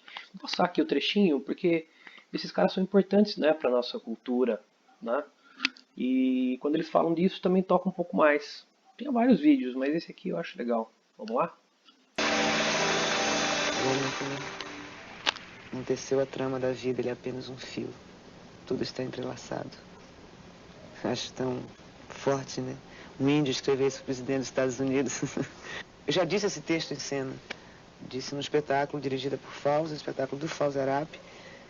E me voltou muito, eu vendo todas essas notícias e matérias e as florestas dizimadas, fauna, flora, tudo arrebentado, tudo acabado. Isso me voltou à memória, esse texto. Me voltou assim com muita força, eu voltei a reli várias vezes, um pouco quase como uma oração. Como se pode comprar ou vender o firmamento, ou mesmo o calor da terra? Essa ideia é desconhecida para nós. Se não somos donos da frescura do ar ou do fulgor das águas, como poderão ser comprados? Cada porção desta terra é sagrada para o meu povo. Cada brilhante mata de pinheiros, cada grão de areia nas praias, cada gota de orvalho nos escuros bosques, cada colina e até o som de cada inseto. Tudo é sagrado ao passado e à memória do meu povo. Os mortos do homem branco esquecem seu país. Puxa vida, travou. Que coisa, hein? Vamos ver. O cavalo, o homem, todos pertencemos à mesma família. Por tudo isso, quando o grande chefe de Washington nos envia mensagem que deseja comprar nossas terras, ele nos está pedindo demasiado. Também nos diz o grande chefe que nos reservará um lugar onde possamos viver confortavelmente entre o nosso povo. Ele se converteria em nosso pai e nós em seus filhos. Por isso, consideraremos a sua oferta para comprar as nossas terras. Mas se lhe vendermos as terras, deve ensinar a seus filhos que são sagradas. Os rios são nossos irmãos e também são seus. Portanto, devem tratá-los com a mesma doçura com que se trata um irmão. Sabemos que o homem branco não compreende o nosso modo de vida. Ele não sabe distinguir entre um pedaço de terra e outro. É um estranho que chega de noite e rouba da terra o que necessita. A terra não é sua irmã, e sim sua inimiga. Nós preferimos o murmúrio do vento sobre a superfície do lago, o seu perfume purificado pela chuva do meio-dia. O ar tem um valor inestimável para o pele vermelha, já que todos compartilhamos do mesmo alento. A besta, a árvore, o homem, todos respiramos o mesmo ar. O homem branco parece não ter consciência do ar que respira, como um moribundo que agoniza durante dias insensível ao fétido odor. Eu vi milhares de búfalos apodrecendo nos prados, mortos a tiro pelo homem branco de um trem em marcha. Sou um selvagem e não posso compreender como uma máquina fumegante pode importar mais que o búfalo que nós matamos apenas para sobreviver. O que seria do homem sem os animais? Se todos fossem exterminados, o homem também morreria. De novo, hein? Vamos lá. Tentar de novo aí. Só para finalizar. Demais, esse texto é demais. Acho que agora travou de vez. E até o som de cada apodrecendo nos prados morre importar mais que o búfalo. Se todos fossem exterminados, o homem também morreria. Agora tá com problema mesmo, vambora. Se suceder aos animais, também sucederá ao homem. Tudo está entrelaçado. O homem não teceu a trama da vida. Ele é apenas um fio. Tudo está entrelaçado. Tudo que ocorrer à terra, ocorrerá aos filhos da terra. Contaminem seus leitos e uma noite perecerão afogados em seus próprios resíduos. Onde está a floresta espessa? Destruída. Onde a grande águia? Desapareceu. Termina a vida e começa a sobrevivência. És um senhor tão bonito quanto a cara do meu filho. Lindo, hein? Valeu, Caetano. Vou te fazer um pedido. Atual pra caramba, hein, meu? Parece que foi ontem, hoje. Bom, de nada serve se a gente não praticar, né? Vamos lá, galera. Bom, após a expansão, né? Após a expansão para o oeste, ou faroeste, ou faroeste, né? A marcha para o oeste, a guerra deixou de ser uma guerra externa, né? Uma guerra contra aqueles que atrapalhavam a expansão, digamos assim, né? E passou a ser uma guerra interna, né? Passou a ser uma guerra interna. E olha que interessante, né? Uma guerra para o quê? Para promover o desenvolvimento do capitalismo. Por quê? Porque dentro do próprio país existiam certas amarras ao capitalismo, certos obstáculos ao sistema capitalista. E para que ele se desenvolvesse, era necessário um projeto nacional, era necessário um projeto burguês, amplo. E esse projeto não era um projeto, né, de todos. Então, nós temos uma guerra interna nos Estados Unidos, não deixa de ser uma guerra para definir um projeto capitalista, burguês, de desenvolvimento, para eliminar os entraves internos, né, dentro da própria sociedade norte-americana ao progresso. Né? Então, primeiro o externo, o inimigo externo, agora o inimigo ele é interno. Né? Vamos resolver então os nossos problemas, vamos para a terapia, descobrir aquilo que impede o nosso crescimento, por que não conseguimos crescer. E é isso que a gente está falando aqui, a famosa guerra de secessão norte-americana. Né? O crescimento ele foi sim significativo no oeste, mas agora temos que definir um projeto nacional. Isso vai gerar uma guerra civil, porque que vai durar aí aproximadamente 4 anos. tá? Que é a Guerra de Secessão. Não confundir secessão com sucessão, hein, galera? Sucessão é quando você, né, sucede alguém, passa alguma coisa, né? Uma coisa depois da outra. Aqui é secessão, a guerra é separação, beleza? E essa é uma guerra civil nos Estados Unidos, é uma guerra entre o quê? Entre dois modelos de sociedade que agora não podem mais coexistir. Durante um bom tempo, no processo de expansão, houve uma coexistência, né? Os caras chegaram, inclusive, a assinar um compromisso chamado Compromisso Missouri.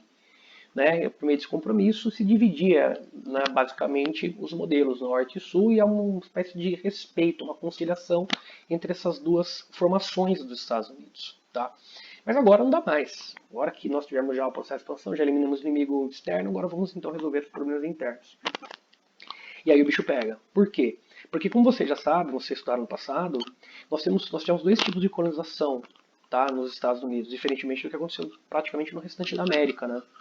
Lá nós tivemos, no norte, né, no litoral norte, nós tivemos um tipo de colonização chamada de povoamento. E essa colonização, que a gente chama de povoamento, ela foi fruto do quê? De um autoritarismo lá na Inglaterra. Muita gente fugiu do absolutismo, da intolerância religiosa e foi morar na região norte dos Estados Unidos, que não foi muito atraente para a exploração de colonização, porque não apresentou ali grandes riquezas imediatas. Então os caras que foram para lá, especialmente os puritanos, né, calvinistas, que são aqueles que vão liderar o processo de independência e que vão liderar o processo de desenvolvimento dos Estados Unidos, que é a burguesia, eles não sofreram grande pressão do governo inglês, porque não tinha nada muito valioso ali. A Inglaterra passava por problemas internos, guerras e tudo mais, o que inviabilizou a exploração. Por isso é povoamento. Os caras começaram a fazer a América, de fato, sem intervenção estrangeira, ou sem pressão da própria Inglaterra, que era a metrópole. Então, no norte vai desenvolver um sistema diferente do sul, porque os caras tinham preocupação de desenvolver a própria região, não produzir, explorar para enriquecer a metrópole, sim, para desenvolver a própria região. Esse projeto, que a gente chama de povoamento, né, projeto de desenvolvimento interno, ele vai gerar então uma sociedade urbana, então várias pequenas cidades vão começar a surgir, tá? E dentro dessas cidades temos o desenvolvimento das forças capitalistas, um comércio significativo, troca de mercadorias, vai nascer um sistema bancário, né, de compra e venda de moeda e tudo mais, uma circulação monetária muito significativa, né, uma região mais densa em termos populacionais, e a gente sabe também que ali vai se desenvolver então uma indústria que mais tarde vai ser a cara dos Estados Unidos, o país mais industrializado do mundo, vai chegar a ser o principal país industrializado do mundo. Lógico, depois das guerras mundiais. Mas é um projeto diferente, é um projeto burguês ali, é um projeto de uma burguesia comercial, financeira, industrial, especialmente industrial e comercial.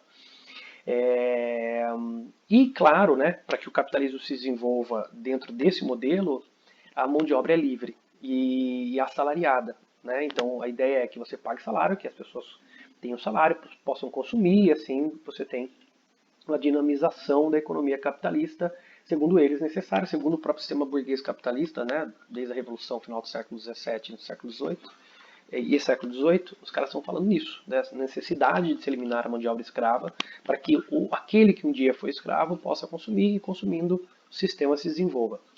Bom, esse é um projeto nortista, que é o projeto de um país super desenvolvido, né, para competir com as nações europeias que vão se industrializar também. O Sul já tem um projeto muito parecido com o do Brasil, né, na sua totalidade, né, um projeto de uma aristocracia agrária, né, é um projeto rural, um projeto mais primitivo do ponto de vista capitalista, não primitivo do ponto de vista econômico. Entenda isso, porque não necessariamente você precisa entrar, tá, nesse processo de crescimento, mas em relação ao projeto do Norte, é um projeto antiquado, né? É um projeto então de uma colonização de exploração que foi, digamos, tradicional em toda a América, né? O Brasil viveu isso, a América Espanhola também. De uma economia agrícola, então voltada ao extrativismo e principalmente ao produtivismo agrícola, né? Então precisa de grandes propriedades, latifúndio, monocultura, aquela coisa toda que vocês já sabem, chamado plantation, tá? Plantation, né, um termo que era pelos ingleses, em inglês, né? E ali já a presença de latifundiários, é uma burguesia agrária. Eu não coloquei aqui para não confundir você, mas é uma burguesia agrária, não é uma burguesia comercial, não é uma burguesia industrial, mas é a mesma coisa. E aí, você sabe, né, como é uma produção em larga escala, e até faltou aqui, puxa vida, né, depois eu vou falar, vocês depois adicionam aí. A mão de obra aqui é escrava, né, é escrava africana, né, por quê? Porque você não paga salário e porque não há uma necessidade no sentido de você gerar um comércio ali interno, porque esses caras, eles vão importar todos os produtos manufaturados, tá? Especialmente da Europa, cujo preço é mais barato, né, do que o do norte dos Estados Unidos. E eles vão viver mais da exportação, né? Eles vão viver mais da exportação agrária. Então, a mão de obra em grande quantidade ali, né, ela tinha que ser mais em conta, por isso a mão de obra escrava, não a mão de obra livre. Enquanto que do povoamento, a ideia dos caras é outra, né? A ideia dos caras é promover o desenvolvimento interno, né? Não externo. E por isso a mão de obra escrava é um problema para eles, né? Além de circulação, de mercadorias, a venda e compra, eles enxergam toda essa estrutura do Sul como uma estrutura que impede o desenvolvimento do capitalismo, especialmente a questão da mão de obra. A questão da mão de obra escrava é fundamental. É isso que vai gerar guerra, principalmente. É um motivo econômico mais do que motivo social, tá? Não pense, não, porque questão humanitária, né? Coitado, escravo. Tem isso também. Mas os caras estão pensando em ganhar dinheiro, né? Porque esse cara é um mercado consumidor potencial. Né? E lembrando que os caras precisam também de mão de obra barata, enquanto mais concorrência da mão de obra, maior a possibilidade de você explorar a mão de obra. Enfim. E aí essas diferenças elas vêm à tona a partir das eleições presidenciais, que é o start dessa briga, né, entre eles, que até então, como disse a vocês, o processo de expansão houve uma espécie de conciliação. Vamos pensar primeiro em resolver as questões externas, depois a gente resolve as questões internas. As questões internas não foram resolvidas tão tranquilamente assim, de maneira tão fácil. Nas eleições presidenciais de 1860, o bicho pega, então a guerra explode aqui. E por quê? O start. Porque de um lado você tem um candidato chamado Abraham Lincoln, famoso Lincoln, a gente também pode falar um pouco dele mais tarde. Sim, tem grande marca na história norte-americana e também mundial. E do outro lado você tem um candidato chamado Stephen Douglas. Tá? Eles tinham ideias, digamos, conflitantes. Por quê? Porque o Lincoln ele foi lançado pelo Partido Republicano, que representava o interesse do Norte, portanto, dentro daquelas estruturas que nós já comentamos e trabalhamos. E o Stephen Douglas representava o Partido Democrata, o Partido do Sul, e, portanto, defendia os interesses sulistas, como vocês também já viram, são interesses mais ligados às questões agrárias e questões escravocratas, ou escravistas. Você tem o Lincoln defendendo mais união dos estados, o que significa que um presidente mais forte, uma centralização do poder nas mãos do presidente. Né? Nesse sentido, eu não gosto muito de usar esse termo porque atrapalha o aluno, mas um federalismo mais forte, assim, um poder federal mais forte em relação ao poder estadual. E você tem o Stephen Douglas defendendo mais autonomia dos estados. E a gente vai entender por que ele defende mais autonomia dos estados em relação ao poder federal, ao presidente. O Lincoln, ele é um defensor do abolicionismo, ou seja, ele é um defensor do fim da escravidão, e aqui vem um detalhe muito bacana pra gente comentar. Ele fala do fim, ele é um defensor da liberdade, tá? E aí ele vai ser um símbolo da luta pela liberdade, inclusive a liberdade do negro. Mas olha que legal, né? Eu coloquei um asterisco aqui para que você entenda que ele é um defensor da liberdade, mas ele nunca falou em igualdade. Então, liberdade sim, igualdade de direitos entre brancos e negros não. Então, né? Não vamos ficar empolgados aí, galera. Por quê? Porque ele tem digamos, um compromisso com essa burguesia. E é nisso que ele se apoia. A ideia de abolir a escravidão, mais do que uma ideia humanitária, de liberdade, que é um princípio iluminista burguês, ele está falando o seguinte, vamos deixar o cara livre vai ser um consumidor, vai ser um trabalhador, e isso vai dinamizar o sistema capitalista. É isso, é econômico, tá? Principalmente econômico. Isso que você não pode esquecer, cara. É econômico, né? E vamos discutir mais essa questão. E o Stephen Douglas, representante do interesse do Sul, defendia o quê? O escravismo. Tá? A manutenção daquele modelo que você sabe. Por que ele defendia mais autonomia e o outro defendia mais união? Defendia mais autonomia o Stephen Douglas e o Partido Democrata, o Partido do Sul. Por quê? Porque se os estados tivessem autonomia, cada um ia escolher uma forma de mão de obra que melhor lhe atendesse. Entendeu? E aí, nesse caso, o modelo mais frágil do ponto de vista econômico, que é o modelo sulista, os caras estão tentando defender essa questão do escravismo fundamentalmente. Quer dizer, o presidente vai falar lá, beleza, eu quero o fim da escravidão. Os caras falam, bom, mas os estados têm independência, né? Ele tem mais autonomia. Então a gente aqui, apesar do presidente defender isso, a gente quer manter a escravidão. Os caras sabiam que estavam lutando contra o progresso, né? E a resistência é uma resistência de um modelo, né, mais antiquado, mas é um modelo que vigorava na região.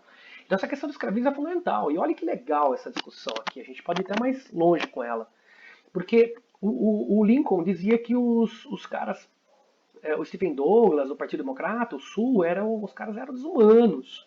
Porque eles escravizavam as pessoas, não sei o quê, maltratavam, né, os negros. E isso é verdade, claro que é verdade.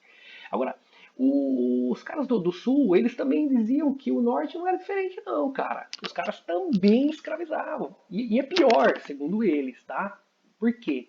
Porque a escravização do Sul, aliás, a escravidão do Norte, ela é uma escravidão moderna. Quer dizer, é o cara que trabalha na fábrica, na indústria, é o operário, que não recebe um salário decente e não tem condições mínimas de comer, beber e morar.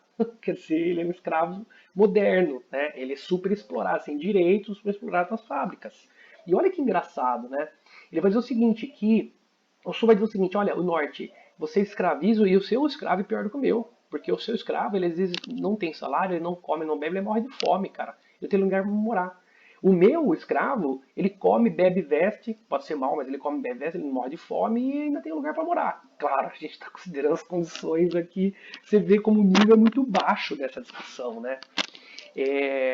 Mas é legal, porque os dois fazem acusações em relação à escravidão, tá? A escravidão aqui é a moderna, segundo o Sul, e aqui é a escravidão tradicional, né? Mas é muito interessante essa discussão. Claro que essa questão do abolicionismo é uma questão criada pelo Lincoln, uma questão que vem desde lá de trás, do começo do século XIX, vai crescer a partir da década de 40 e vai ganhar um volume absolutamente poderoso e substancial quando de uma obra, né, de um livro que foi lançado ali na década de 50, que a gente vai falar, e que foi bombástico. Alguns dizem, inclusive, que foi esse livro que acabou causando um conflito. Pra você ter ideia, o Lincoln vai cumprimentar a autora do livro e vai dizer, olha, alguns dizem que, né, que ele disse isso, né, que olha, você que nos iluminou, você que nos alertou, você que nos esclareceu o que estava acontecendo aí, essa coisa absurda da escravidão.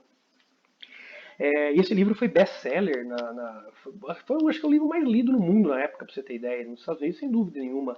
Na Inglaterra, mais de 1 milhão. Nos Estados Unidos, mais de 400 mil leram o livro. E olha que, meu, quem sabia ler, hein? Então, meu, virou filme, virou aqui no Brasil virou novela, cara. Um puta de um livro que fala o quê? Que trata justamente dessa questão da exploração, né, da questão da humilhação, né, dos maus tratos, da violência contra o negro, resumidamente, tá?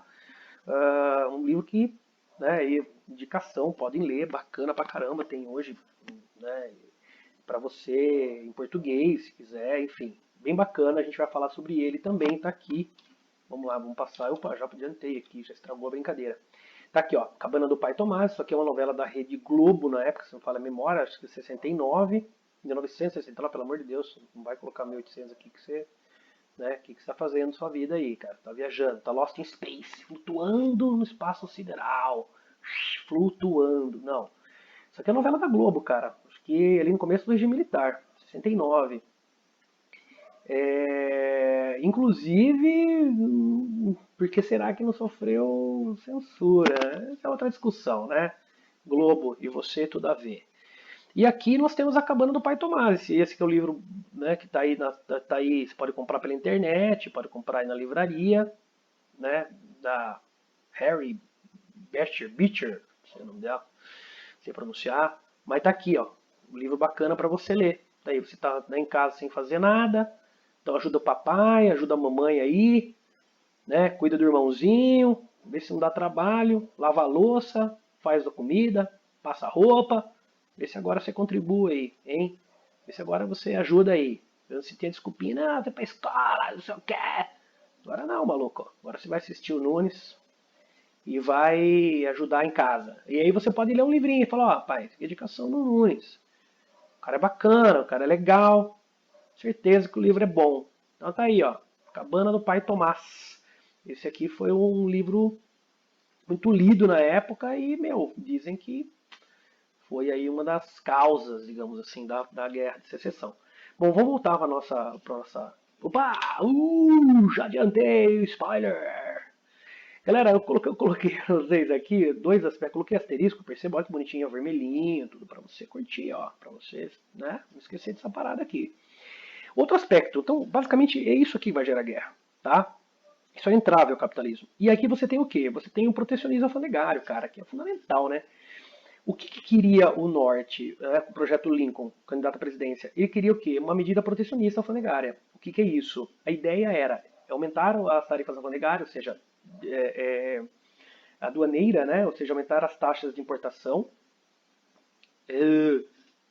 os impostos sobre importação, né? Aumentar as barreiras alfandegárias, essa é a ideia. Para quê? Para que o produto de fora, especialmente europeu, as manufaturas europeias, elas entrassem em preço altíssimo, tá, dentro dos Estados Unidos, ou até bloquear mesmo, não permitir a entrada, né, para não concorrer com a própria indústria norte-americana. Né? Então você leva as taxas, o produto estrangeiro, ou bloqueia, impede que entre, para quê? Para promover o desenvolvimento interno. Tá? É lógico que os caras têm interesse nisso. Né? Por quê? Porque eles estão ali investindo em indústria. Tudo bem? Esse é o projeto dos caras, o projeto burguês aqui do Norte. O projeto do Sul é o projeto oposto. É a ideia de liberalismo alfandegário, de abrir as fronteiras. Por quê? Porque eles são totalmente dependentes da Europa. Não só no sentido da exportação dos seus produtos agrícolas, né? E a gente sabe que tem tabaco e tem também, principalmente algodão, cara. Algodão muito forte nos Estados Unidos nessa época. No século XIX eles exportavam para a Europa que precisava disso, né? Tinha uma demanda grande por algodão por conta da Revolução Industrial, principalmente para a Inglaterra. Mas eles também queriam as portas abertas para quê? Para que pudessem importar os produtos norte-americanos, produtos europeus, manufaturados, especialmente os ingleses. Né? Não só porque eram mais baratos, mas porque se eles comprassem do norte, eles estariam alimentando um projeto que eles, né, não defendem. Muito pelo contrário, criticam. Então eles precisavam as portas abertas, por isso o liberalismo alfandegário. Isso aqui também é um grande motivo de conflito, cara. Um grande motivo de guerra, de pancadaria, no primeiro momento político, e no segundo momento é o fato militar. Então, esses dois aspectos aqui são fundamentais. Se você esquecer desses dois aspectos aqui, bye bye, guerra de secessão, maluco. Esquece, vai estudar Platão Nietzsche da classe turbelária. Tá? Vai estudar Platão Nietzsche da classe turbelária, porque não vai rolar. Vai estudar, não sei, vai estudar cálculo estequiométrico, porque história aqui não vai entender porcaria nenhuma. Mas acho que eu fui claro, né? Falei bastante sobre isso. Você pode voltar ao vídeo aí e curtir um pouco mais aí as minhas palavras. E aí, claro que você já sabe, o Stephen Douglas perde. Quem vence é o Abraham Lincoln. O Abraham Lincoln, virar um puto herói, né, cara? Ele é um deus nos Estados Unidos até hoje. Ele tem sua importância, claro, não dá pra negar, mas a gente não pode esquecer dessa questão aqui, né? Que é boa por um lado, mas insuficiente, digamos assim. Bom, aqui a gente já falou. E aí, quando o Abraham Lincoln vence aquele projeto abolicionista, aquele projeto que não satisfaz minimamente os interesses do Sul, e os caras vão falar assim, então é isso, beleza, então tamo fora. Como assim tamo fora? Tamo fora, vambora. E quem lidera isso aí é a Carolina. Aí a Carol. Carol. Ô Carol, que é isso, meu? Pô, não sabe aceitar a derrota aí? Aceita a derrota aí, meu. É Carolina. Carolina, hein? Dureza, Carolina, Carol. A Carol, então, lidera essa separação. Por isso que é secessão, né? O estado da Carolina do Sul se ligou-se da União, falou, então eu tô fora. Em seguida, mais 12 estados do Sul se uniram. Na verdade, a gente sabe que no começo foram 11, tá? Chegou a ser 13, mas no começo foram 11 estados. Vamos lidar com isso, com o passar do tempo. Se uniram a ele, ou seja, ao estado, né? A Carolina do Sul. Carol tem influência, né, Carol? E os caras pensaram assim, a gente vai separar os caras do norte, vão falar, beleza, não vai ter pancada, não vai ter nada, a gente aceita pacificamente, só que não, né? Como você gosta de falar, só que não. Porque assim se formam os Estados Confederados da América, quer dizer, um país novo, tá? Essa é a bandeira que até hoje é idolatrada pela extrema direita fascista nazista, ou seja, uma bandeira que representa, né, todo o racismo, todo o preconceito do norte-americano, assim, especialmente do sul, né, meu, é uma bandeira manchada de sangue, até tem vermelho aqui, enfim. Aqui tem 13 estrelas, né, que representam, entre aspas, os 13 estados, mas a gente vai falar de 11 estados. Então essa bandeira aqui é como se fosse hoje uma espécie de bandeira nazista, cara, porque representa esse racismo, né, esse preconceito contra negros, enfim, fala de supremacia branca, e aí lembra o arianismo, né, nazista. Então assim, isso aqui é uma espécie de suástica, tá? Vou falar a verdade pra vocês, isso aqui é tudo demais vil, né? Bom, pelo menos pra mim, né? A situação tá ficando feia, né, galera? A gente hoje precisa falar sobre isso. Parece que todo mundo entendia o quão absurdo é isso, mas enfim, hoje em dia parece que não é tão absurdo falar sobre isso, infelizmente. Bom, o Norte não aceita, o Abraham Lincoln não aceita separatismo, coisa alguma, está ficando louco. E aí vem a guerra, né, cara? Aí vem a guerra, aqui a gente tem as bandeiras aqui, ó, a bandeira, né, dos Estados Confederados, e aqui a bandeira norte-americana, sem algumas estrelas, afinal de contas, uma galera vazou o separatismo, essa guerra civil norte-americana, de um lado Big Mac, do outro lado a Coca-Cola, né, os caras vão aqui, né, enfim, fazer uma festinha com essas paradas. Aqui eu trouxe um mapinha só para você ter uma ideia, que são 11 estados a priori, vocês estão vendo aqui, e isso aqui que se separou. Né? É legal esse mapa, não para a gente ficar aqui constatando detalhes e tudo mais, mas é bom que a gente perceba assim que o norte, o projeto nortista, ele vai ter mais aprovação, né? Vai ter mais aprovação de vários estados, se não me falha a memória, 24, 23 estados, tá? Que vão, digamos, aprovar a ideia da guerra contra o Sul, ou seja, que vão apoiar, né, o Abraham Lincoln, né, nessa sua guerra. Nessa guerra de secessão, de separação. Só para a gente ter uma ideia, e é interessante que você perceba que tem muito mais estados aqui mesmo, consequentemente, uma chance de vencer em número de pessoas é maior do norte, claro, do que no sul. Tá? Mas, apesar disso, a guerra se prolonga por muito tempo. Você tem aqui o conflito, então, né, a guerra em si. O norte representa a União, o poder federal, né, como coloquei, 23 estados. Isso aqui também não é tão preciso, mas enfim, no começo 23 estados, no sul vai ter 11 estados, falei 13, né? Que é o grupo separatista. 22 milhões aproximadamente de habitantes no norte, 9 milhões de habitantes no sul. Só por aqui você já consegue entender que o bicho vai pegar, principalmente pro sul, né? O sul vai levar desvantagem, não dá para comparar, cara, é mais que o dobro, tá? Então o sul vai perder, isso também você já sabe. Mas agora temos que levar em consideração alguns outros aspectos. Por exemplo, você tem um exército nacional. O Lincoln ele tem um exército da União nas mãos. O exército federal é um exército formado, um exército pronto para defender o país, né, cara? Ele tem nas suas mãos, além do apoio de outros estados, ele tem um exército pronto, né, que é o exército, né, nacional. E livre. Por que eu falo que livre? Porque não tem escravo aqui, tá? É nesse sentido, não que seja livre para fazer o que bem entende. Ah, não, eu vou para guerra, não vou para guerra, isso é eu que decido. Não é bem isso, não, tá? E aqui você tem o exército regional, que é o exército ali do sul, especialmente formado por escravos. Isso aqui é uma coisa interessante pra gente entender, né, cara? Porque, na hora que o bicho pega, quem vai pra guerra é o pobre, né? O rico só vai, talvez, pra gerenciar, mas não é ele que é bucha de canhão. Tanto aqui o livre, pobre, quanto o escravo, não precisa nem falar que é pobre, né? Aqui o Exército Nacional, no primeiro momento os caras falaram, bom, vamos lá, quem é voluntário, né, cara? Isso é ridículo, parece meia dúzia de gato pingado, os caras começam a fazer serviço militar obrigatório. E aí o que você faz aqui, né? Por uma grana você se livrava do serviço militar obrigatório. Se você tivesse, acho que, $300, você comprava a sua, digamos, como posso dizer, você comprava a sua permanência em casa, digamos assim, né? Você era liberado, tá? Do exército. E aqui, cara, não tem o que fazer, né? O escravo vai pra guerra, mas o escravo vai em nome de quem? Do branco. Então o que faz o branco? O branco, para não enfiar o seu filho na guerra, não que os brancos não tenham ido, muitos, né? Especialmente pobres, mas muitos iam porque eram voluntários, tá? Isso é muito interessante, o cara com nacionalismo, ideais, aquela coisa toda, o cara vai. Mas assim, se eu não quero ir, papai dá um jeito se eu for latifundiário. O que ele faz? Ele tem quantos escravos? Se você liberar 15 escravos, se não fala a memória, o seu filho não vai pra guerra. Então assim, no final das contas, quem se fode é o pobre, né, meu? Aqui eu coloquei, né, Guerra dos Ricos, na qual lutavam os pobres, é o Léo Huberman, um historiador. Ele vai falar exatamente isso. Né? Ele vai falar, ó, a guerra dos ricos, né, porque é uma guerra capitalista, né, das elites, uma burguesa urbana e outra burguesia rural. Mas quem no final das contas vai pra guerra são esses caras aqui, né? São os pobres, né? Eles que sempre se ferram, né?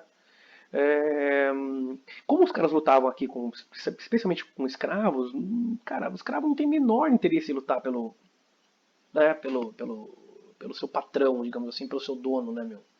Muitos no meio do caminho fugiam para o norte, isso acontecia com enfraquecia o exército, né, do sul. Os escravos às vezes tinham que lutar, né, sob a condição de que ao findar do conflito conseguiriam alforria. Enfim, né, o cara não vai lutar porque quer, nem por nacionalismo, nem por dinheiro, não é isso, né? Ele vai lutar pela liberdade, né? Ou fugindo ou adquirindo a alforria. Muitos vão morrer, claro, né? Em nome de quem, né? Do que e de quem.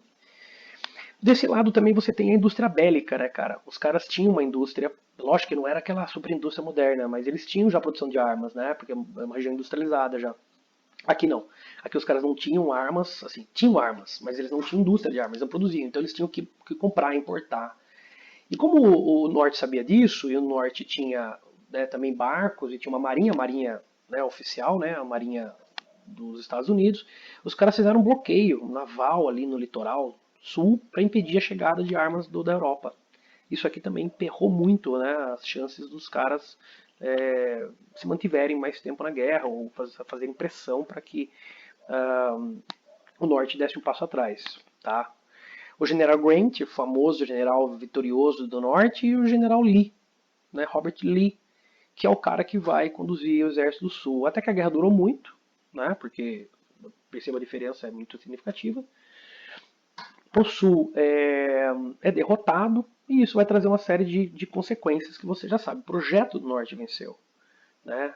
E assim o projeto, né, urbano, burguês, industrial, tá, venceu mão de obra livre. E isso é uma das explicações que os historiadores dão, no sentido de que esse país vai crescer no capitalismo, vai se transformar numa grande potência capitalista. Tá? E daqui para frente, já que dominamos tudo no norte, vamos dominar, né, região central, sul, que é o imperialismo que vai se dar primeiramente na América Latina. Bom, eu trouxe aqui um trecho de um filme famoso, com certeza os seus pais conhecem, se não conhecem tem que assistir. Seu vovô, sua avó, certeza que conhece, ele vai se marcar, vai cair uma lágrima da sua avó quando ela assistir, falar, nossa, netinho, esse filme é demais. É um clássico do cinema, né? Clássico do cinema. Acho que ganhou Oscar também, vários, né? Um filme muito bom, né? Imagem, som, cara, muito bom. E o enredo na história do filme é a história da Guerra de Secessão, que é O Vento Levou. Eu trouxe um trecho aqui da Scarlett O'Hara, protagonista do filme. Ela era do sul, latifundiária, vida boa, confortável no trabalho, aquela coisa toda, né? Escravocrata. Enfim, com suas preocupações, né, fúteis, né, afinal de contas ela é uma sinhá aqui, né, uma senhora de nome no sul dos Estados Unidos, e de repente começa a guerra, arrebenta tudo, ela perde fazenda, perde escravo, perde, enfim, e o vento levou, né, talvez até a sua dignidade, sua honra, além de tudo, né, cara, a sua roupa e a sua vida confortável, digamos assim, né, de elite. Né? E aí eu trouxe uma cena para vocês aqui depois da guerra, né, ela volta para sua fazenda, a fazenda está totalmente devastada, destruída, e ela, enfim, essa cena é uma das cenas mais bonitas do filme, mas eu quero analisar com vocês rapidamente aí que o vento levou, né? Percebam que é uma cena bonita, a música também bacana. Perceba que a música, à medida que vai, né, que vai aumentando o seu tom, também revela um pouco do momento dramático que passa o personagem. Vamos lá.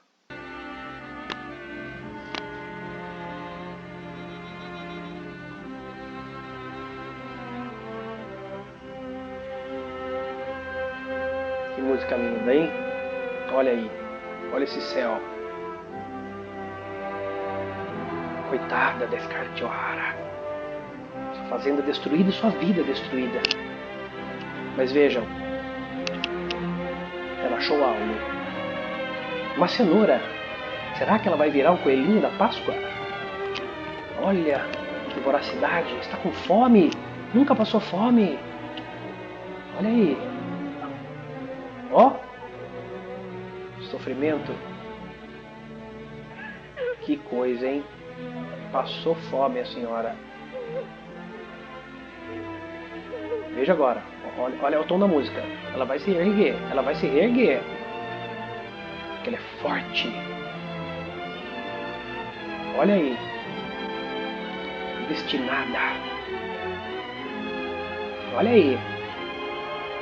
Que maravilha. Agora veja o que ela vai falar. Escute a frase dela.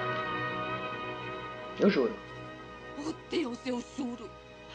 Por Deus, eu juro. Eles não vão acabar comigo. Eu vou passar por tudo isso e quando terminar, jamais sentirei fome de novo. Nem eu, nem minha família. Mesmo tendo que matar, mentir, roubar ou trair. Eu juro por Deus. Eu juro por Deus. Jamais sentirei Olha essa música. fome novamente. Arrepia. Meu Deus do céu. Olha aqui. Tô todo arrepiado. Você também, não tá? Tan, tan, tan, tan, tan, tan, tan, tan, tan, tan, tan, tan. Nossa, que cena maravilhosa, hein? Chorou? Eu tô aqui no alarido profundo. Bom, então agora vamos lá. Agora se comporte, postura acadêmica, fecha a aula. Se contém. Consequências. Claro, o Norte venceu o Sul, o modelo Norte venceu o Sul, né? Então, claro que, né, o que vai vencer é aquele modelo, né, que a gente já sabe, industrial. Em seguida, nós tivemos a 13ª emenda, fantástica, a 13ª emenda fundamental, 1865, do Abraham Lincoln, que vai abolir a escravidão, tá? Que vai abolir a escravidão em todo o território norte-americano. Lembrando que em 1862 ele aboliu a escravidão no Sul para desestabilizar o Sul, tá? Os estados do Sul participaram da guerra, um decreto. Mas aqui é a abolição, é uma emenda à Constituição, tá? Passa a ser pétreo dos Estados Unidos. A 15ª emenda, em 1868, deu voto a todos os cidadãos, sem distinção de raça, cor e condição social, o que significa que você tem o fim da escravidão, e aqui, teoricamente, em 68, a gente vai entender porque teoricamente, você tem cidadania para todo mundo tem os mesmos direitos, especialmente de voto, né? Independente se você é negro, branco, enfim, tá? E se você é pobre ou rico. Isso é muito legal, é bonito isso mexe com o nosso coração. Todavia, em 1896, a Corte Suprema deixou que cada estado decidisse sobre o voto do negro. Enfim, você imagina o que aconteceu, né, cara? Muitos estados falaram, não, o negro não vota. Isso passou a ser uma questão estadual e não mais federal. O que significa dizer que, na prática, o negro não continuou, não votava. Tá? Uma série de obstáculos ao voto. E por que isso? Porque, na prática, você tem um racismo muito forte. Então, o negro conquistou a sua liberdade, mas não conquistou a sua igualdade. Mas não foi eliminado o traço cultural que é fundamental, que infelizmente aqui no Brasil também não foi eliminado. Que é essa coisa de enxergar o outro, especialmente, né, o negro, como inferior, né, como alguém que é desprezível, como alguém que não é nem, vamos lá, ser humano, enfim, se for alguma coisa menor do que você, que é branco, cara. Então, assim, na prática, você vai ter um racismo muito forte nos Estados Unidos, especialmente na região do Sul, e o preconceito, a discriminação, que vai, então, impedir que o negro seja de fato integrado à sociedade como um igual, e como os norte-americanos sempre, né, defendem, e os liberais, né, e os democratas sempre defendem, não, que todo mundo é igual perante a lei, que não há diferença. Mas isso aí é conversa fiada. Na prática você tem racismo e preconceito, a questão cultural muito forte, e isso acaba gerando também impactos nas leis, nas legislações, na maneira, né, de pensar a política, e quem manda na política e quem cria as leis, né, cria uma série de obstáculos para que esse sujeito tenha igualdade de fato. Né? Você tem segregação racial, branco de um lado, negro do outro, né? Impede o direito da cidadania. E os negros vão lutar muito, né, durante o século XIX e o século XX para que isso, de fato, que a lei seja aplicada. Bem simples, que a lei seja aplicada. E, de fato, a igualdade exista, né, no seu sentido pleno. Né? Nós teremos, mais tarde a gente fala sobre isso, aí, uma série de lutas civis na década de 50 e 60, né, para obtenção desses verdadeiros direitos. Né? E tem Martin Luther King, Malcolm X, Rosa Parks, enfim, né? Tem muita gente aí pra gente conversar, é muito legal, mas isso aí vai ficar para uma próxima aula. A Ku Klux Klan, isso aqui é lastimável, né? Existe até hoje esse negócio aqui, né? A gente não sabe a origem da palavra, talvez clã no sentido de grupo, KKK, né? Mas não é risada, não dá pra dar risada uma coisa dessa. Mas talvez seja justamente uma espécie de onomatopeia, né? Do barulho da arma sendo carregada. Ku Klux Klan, para matar negro, olha que absurdo. Enfim, ninguém sabe exatamente a origem do termo, mas enfim. Essa sociedade é uma sociedade clandestina, sulista, ela é racista, ou seja, branca, né? E super conservadora. Fala de superioridade da raça branca, fala de racismo, né? Claro, de raça superior, raça inferior, essa coisa do, né, do olhar sobre o mundo, olhar sobre as pessoas do ponto de vista biológico, né? Que eu sou melhor do que você, então você deve se submeter a mim. Essa coisa de supremacia branca, essa coisa que, infelizmente, sempre existiu e que é abominável, né? Até hoje eles existem, e hoje eles também se embrenham em outras lutas, né? Não só a luta contra o negro, mas a luta contra o estrangeiro, né? Ainda mais hoje em dia, isso aumenta ainda mais, né? Contra o imigrante.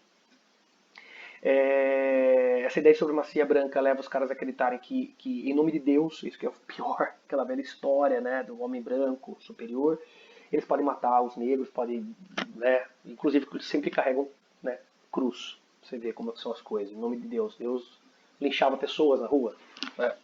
Brincadeira.